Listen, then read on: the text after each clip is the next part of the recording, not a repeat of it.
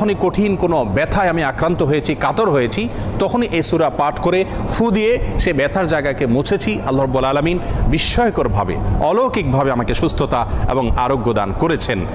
আমি ব্যক্তিগতভাবে আমার কথা বলতে পারি যে আমার বাসায়, পরিবারে আমার বাচ্চাদের যখন কোনো অসুখ বিসুখ হয়েছে, কখনো কোনো সমস্যা দেখা দিয়েছে, তৎক্ষণাৎ আমি সূরা ফাতিহা পাঠ করে তাদেরকে ফু দিয়েছি, তাদের শরীরে মুছেছি এবং সঙ্গে সঙ্গে আল্লাহ রাব্বুল আলামিন বিস্ময়করভাবে আমাকে উপকারিতা দিয়েছেন।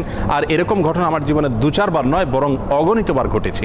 এজন্য সূরা ফাতিহা এটিকে যদি কেউ যথাযথভাবে আমল করতে পারেন, সে আস্থা এবং বিশ্বাস আল্লাহ তাআলার প্রতি থাকে, তাহলে সেক্ষেত্রে অবশ্যই এর মাধ্যমে যে কোনো দুরারোগ্য ব্যাধি থেকে পর্যন্ত আমরা আরোগ্য লাভের মাধ্যম হিসাবে এটিকে ব্যবহার করতে পারি। হাদিসে কুদসিতে আল্লাহ রাব্বুল আলামিন বলেছেন, আনা ইনদা যন্নি আবদি বি, বান্দা আমার প্রতি যেমন ধারণা করবে আমি তার প্রতি সেরূপ আচরণ করব। অতএব পরিপূর্ণ আস্থার সাথে, বিশ্বাসের সাথে যদি কেউ যে কোনো অসুখ বিসুখ থেকে, যে কোনো ব্যাধি থেকে মুক্তি লাভের জন্য সূরা